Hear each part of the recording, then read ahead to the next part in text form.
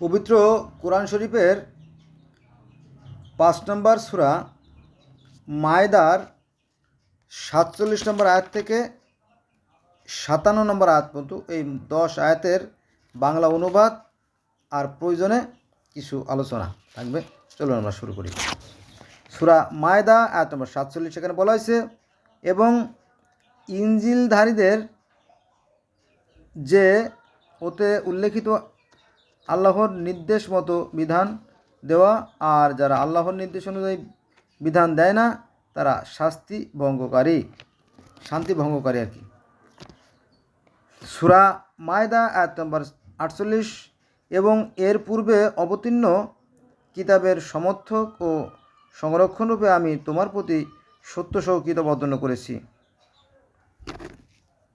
এর পূর্বে, ভালো করে খেয়াল রাখেন, এর পূর্বে অবতীর্ণ কিতাবের সমর্থক ও সংরক্ষক রূপে আমি তোমার প্রতি সত্যসহ কিতাব অবতীর্ণ করেছি।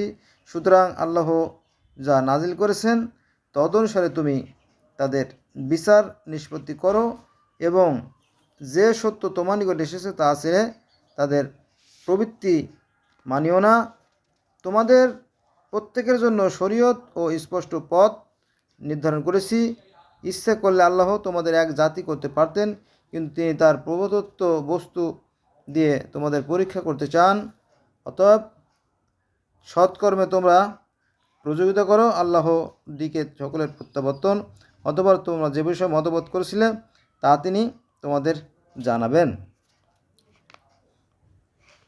এখানে একটা জিনিস ভালো করে খেয়াল রাখবেন, সেটা হচ্ছে যে সূরা মায়দার 48 নম্বর আয়াতে আল্লাহ বলেন যে এর পূর্বে অবতীর্ণ কিতাবের সমর্থক শব্দ তো সমান এবং অর্থ বহন করে। যে তো আমরা জানি যে কোরআনে যেগুলো আছে আয়াতগুলো, অথবা যে 25 জন নবীর কথা কোরআনে আছে, এই 25 জন নবীর কথাই কিন্তু তাওরাতে বা বাইবেলে আছে, এবং একই ঘটনা, তবে এর কিছুটা হেরফের আছে।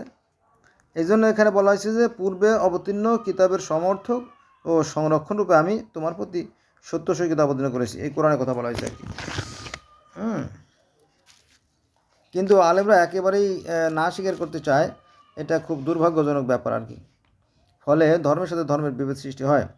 সূরা মায়দা আয়াত নম্বর 49, এখানে বলা হয়েছে, এবং তুমি আল্লাহর নির্দেশ অনুযায়ী তাদের মধ্যে বিচার নিষ্পত্তি করো, তাদের খুশি মতো কাজ করো না, এবং সতর্ক থাকো যাতে তারা আল্লাহর আইন হতে বিস্মিত না হতে পারে, আর তারা মুখ ফিরিয়ে নেয়। তবে জেনে রাখো যে তাদের কোনো পাপের জন্য আল্লাহ তাদের শাস্তি দিতে চান। আসলে মানুষের মধ্যে অনেকেই তো সত্যত্যাগী। সূরা মায়দা আয়াত নম্বর 50, সেখানে বলা হয়েছে, তবে কি তারা অন্ধকার যুগের বিচার ব্যবস্থা পেতে চায়? খাঁটি বিশ্বাসীদের জন্য বিচারে আল্লাহর চেয়ে কে শ্রেষ্ঠতর? সূরা মায়দা আয়াত নম্বর 51, হে বিশ্বাসীগণ, ইহুদি ও খ্রিস্টানকে বন্ধু হিসেবে গ্রহণ করো না। ওরা পরস্পর একে অন্যের বন্ধু, এবং তাদের মধ্যে যে ওদের সাথে বন্ধুত্বরূপে গ্রহণ করে সে ওদেরই গণ্য করে। নিশ্চয় আল্লাহ কখনও জালেমদের পথ দেখান না। সূরা মায়দা আয়াত নম্বর 52, এবং যাদের অন্তঃকরণে ব্যাধি রয়েছে তুমি তাদের সত্তর বলো। সত্তর মানে কি, এখানে দ্রুত তাড়াতাড়ি কথা বলা হয়েছে। সত্তর বলো, এই বলে তাদের সাথে মিলিত হতে দেখবে। আমাদের ভয় হয় আমরা বিপদে পড়ব, হয়তো আল্লাহ বিজয় বা তার নিজ হতে এমন কিছু দেবেন যাতে তারা তাদের অন্তরের গোপন বিষয়ে জানতে অনুতপ্ত হবে। সূরা মায়দা আয়াত নম্বর 53, এবং বিশ্বাসীগণ বলবে, এরাই কি তারা যারা আল্লাহর নামে দৃঢ়ভাবে শপথ করেছিল যে তারা তোমাদের সঙ্গে আছে? নিশ্চয়ই তাদের কাজ নিষ্ফল হয়েছে, ফলে তারা ক্ষতিগ্রস্ত হয়েছে।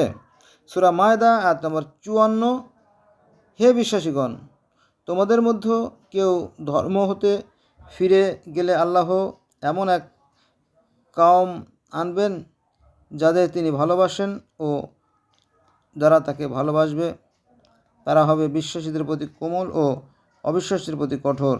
তারা আল্লাহর পথে জিহাদ করবে এবং কোনো নিন্দুকের নিন্দা ভয় করবে না। এ আল্লাহর অনুগ্রহ, যাকে তিনি ইচ্ছা দান করেন। ওস্ত আল্লাহ প্রাচুর্যময়, প্রজ্ঞাময়। সূরা মায়েদা আয়াত নম্বর 55। নিশ্চয়ই তোমাদের বন্ধু তো আল্লাহ, তার রাসূল ও বিশ্বাসীগণ যারা বিনীত হয়, নামাজ পড়ে ও যাকাত দেয়। সূরা মায়েদা আয়াত নম্বর 56। এবং যে কেউ আল্লাহ, তার রাসূল এবং বিশ্বাসীদের বন্ধুরূপে গ্রহণ করে, নিশ্চয়ই আল্লাহর দল বিজয়ী হবে। অর্থাৎ যারা ন্যায় নীতি আদর্শের ভিত্তিতে জীবনযাপন করে তারাই আল্লাহর দল বা ন্যায়ের বা আদর্শের পক্ষের দল, সেক্ষেত্রে বলা হয়েছে এখানে। এখন আপনি কোন পথে যাবেন, আপনি কোন পথে যাবেন এটা আপনার একান্ত অভিপ্রায়। কারণ আল্লাহ বলছে যে আমি জন্ম ও মৃত্যু সৃষ্টি করছি মানুষকে পরীক্ষা করার জন্য, এবং ভালো ও মন্দের জ্ঞান তাদের সৃষ্টি করে দিছি।